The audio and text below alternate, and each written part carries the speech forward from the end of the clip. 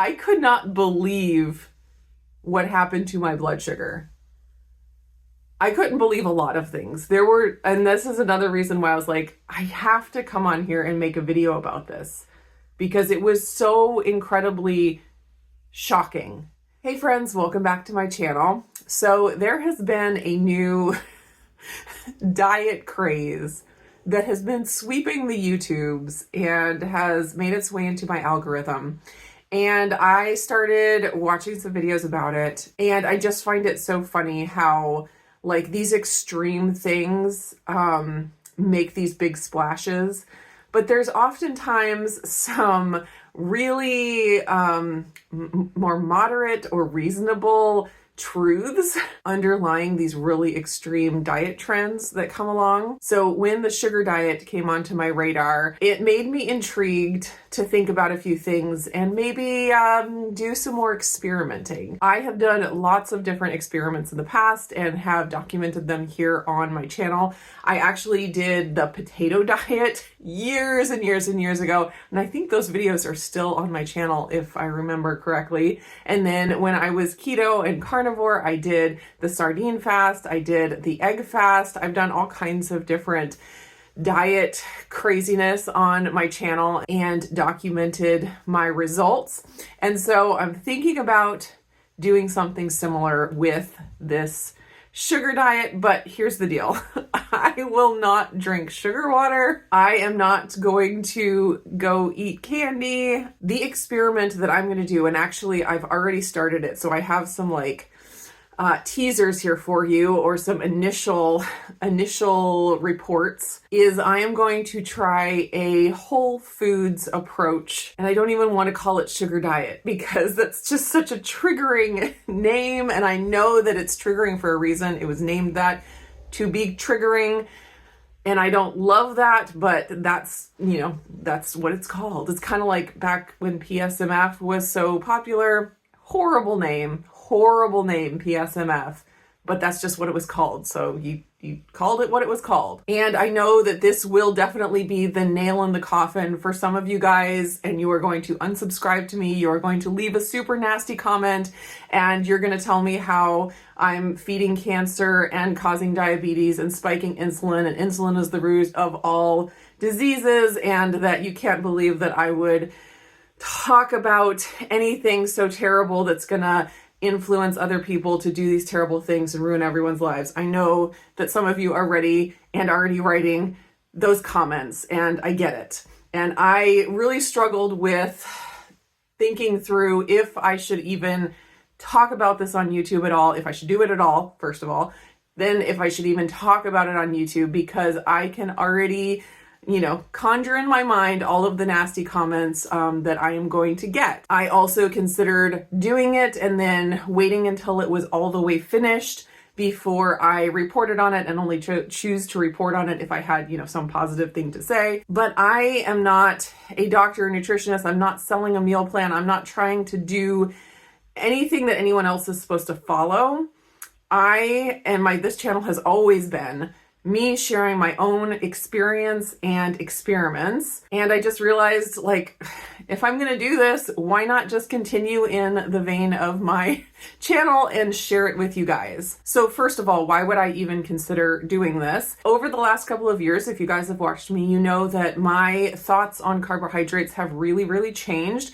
And that has come along with the change in my gut health. As I addressed my gut health and got it under control, I found that I could eat all kinds of different foods and tolerate all kinds of different foods. So doing something like a whole foods sugar diet a year or 2 years ago wouldn't have even been really an option for me, because I just wouldn't have been able to digest all of that fruit and starch and things like that. But now my gut health is in much better of a place, and I have really seen the value of adding carbohydrates to my diet. And over the past maybe 6 months, I have really tried to not limit myself with food. I felt like I was really working through coming out of a lot of restrictive mindsets, trying to like eat less. And I just was like, I need to just refuel my body. I need to get all of the nutrients. I need to get out of the restriction, and I just need to eat to satiety. So that's what I did. And of course, when you do that, when all of the foods are available to you, it's not typically a weight loss diet. So like I've already shared, I definitely did not lose weight. Like I shared most recently, my weight has stayed kind of at the higher end of the range that I have been in for the last, I don't know, 5 to 7 years maybe since my last kid was born. And I do have plenty of excess body fat that I could lose. And so I did have in my mind that I'm going to try something to lose weight at some point, but I kind of just needed to give myself a break. And I knew also that anything that I tried was not going to be something I had to starve myself to do or white knuckle through, because I just know that that's not going to be a long-term solution. If I wanted to lose 20 pounds really fast, I could go on a super low calorie diet. I could do PSMF for a month, and I could get the weight off, but I know that that's not going to be sustainable. So if I'm going to find something that helps me to drop some excess weight, it has to be something that I can live with. And I made the decision a long time ago that if there's not a diet change that I can live with that helps me get the weight off, then I'm just happy being a few pounds overweight for the rest of my life. Just the stress off of my brain, not having to count meticulously every calorie and macro and always hit the right, I just can't do it. So when I try things, they have to be things that are easy, and I fully recognize that maybe those things just don't exist, and I have accepted that. So I've seen the value in adding carbs to my diet. I also know that carbs plus fat is just not a recipe for weight loss.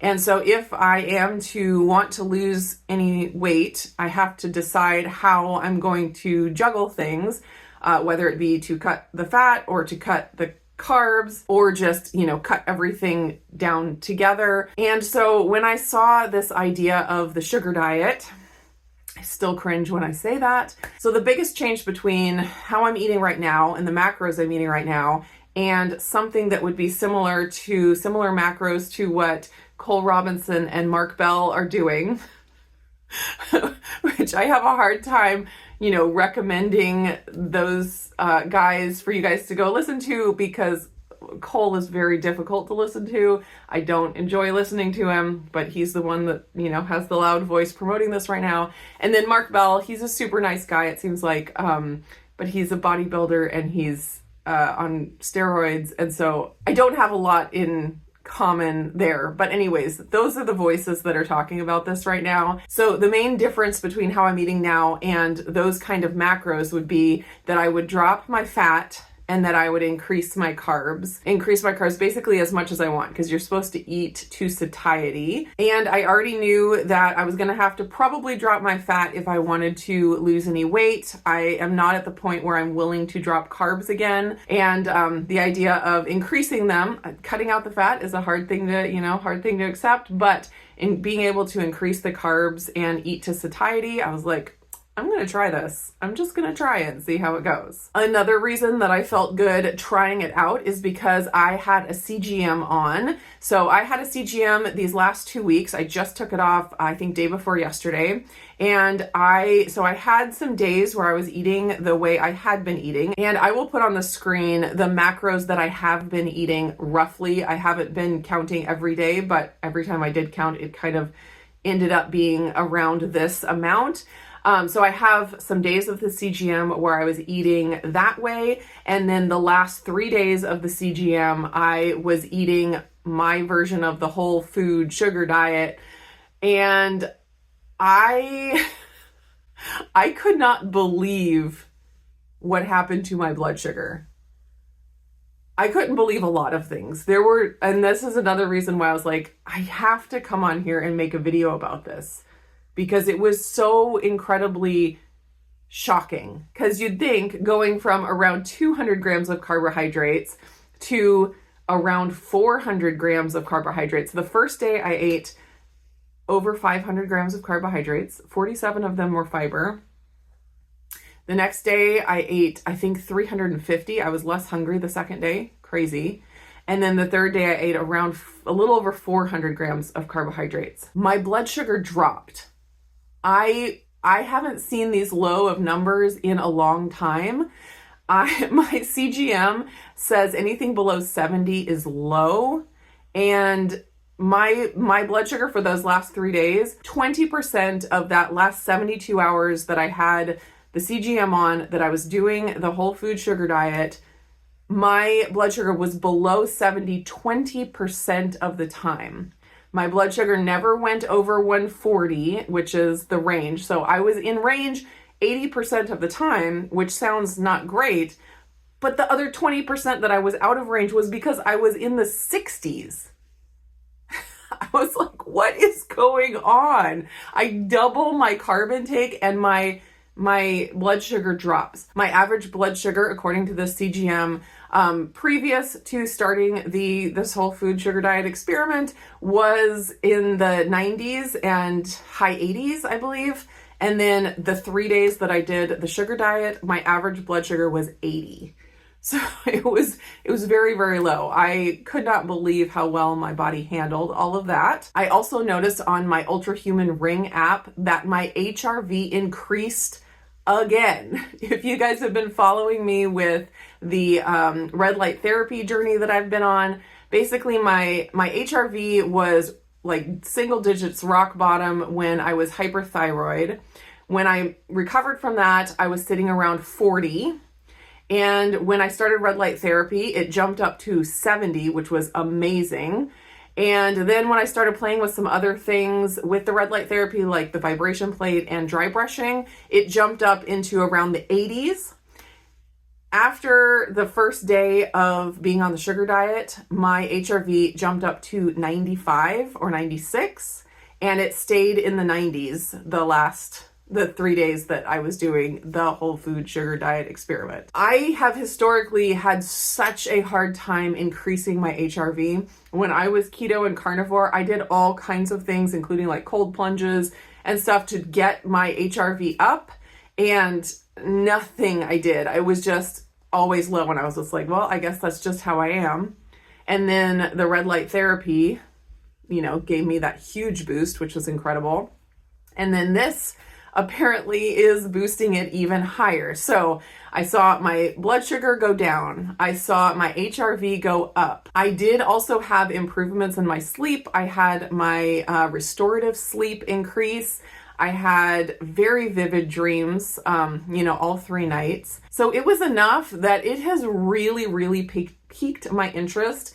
And I, for a long time, I have been aware that there is some kind of magic about eating low fat. I think there's a magic about eating very low carb, and I think there's also a magic about eating very low fat.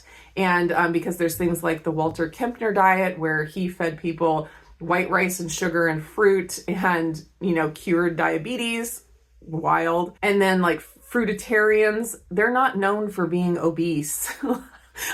Like there's something about the eating of the sugars without the fat that does allow some kind of a metabolic something that helps people lose weight. So I have another CGM that I am going to apply, and I am going to film this experiment. So it's kind of already started, but I'm going to have 2 weeks of this CGM, and we'll just go on this journey together. So the modifications that I've made for myself, the rules that I've made for myself, and I'm being very, very loose with this because, like I said, I'm not forcing myself to do anything. I'm not going hungry. It's not going to be difficult. Whatever I do, it's going to be very doable. But what I'm going to be doing is I'm going to be keeping my protein at 100 grams, around 100 grams per day. Protein is very important to me, and it does make me very nervous to cut the protein as low as a lot of these people do, because a lot of people who promote this kind of eating and talk about, the state that your body gets in with the lots of carbs without the fat, they're vegan, and there's a lot of other ideologies involved in there. And I still very highly value protein and animal protein, and so I will be continuing to incorporate that. So I'm gonna have around 100 grams of protein per day. I'm gonna keep my fat somewhere between 30 and 40 grams, which is not as low as some people, but so far I've still had good trends in the right direction with 30 to 40 grams of fat. And then beyond that, I'm just gonna eat carbs to satiety. And a lot of people, there's quite a few people, especially in the vegan space, that talk about eating more fruits in the morning and throughout the day, and then doing more starches at night. So I have been trending that way. Like I'll do a lot of fruit in the morning, but I haven't had like a really hard rule of when I switch to starches. If I feel like having starches at lunchtime, I'll go ahead and have some starches at lunchtime, but I'm just gonna kind of generally be doing fruits in the morning, more of the protein and the starch at night. So if you're interested in seeing my CGM results from this, please stick around. I know that some of you have probably already stopped watching this video and have unsubscribed, and I totally understand that. Thank you to those of you who have stayed here till the end. Have you guys been hearing about the sugar diet also? Is it intriguing to you? Is there any part of it that kind of makes sense to you? Is there any variation of it that you would even consider trying? I'm curious to know. All right, that is it for this video. Stay tuned for more. Thanks for watching.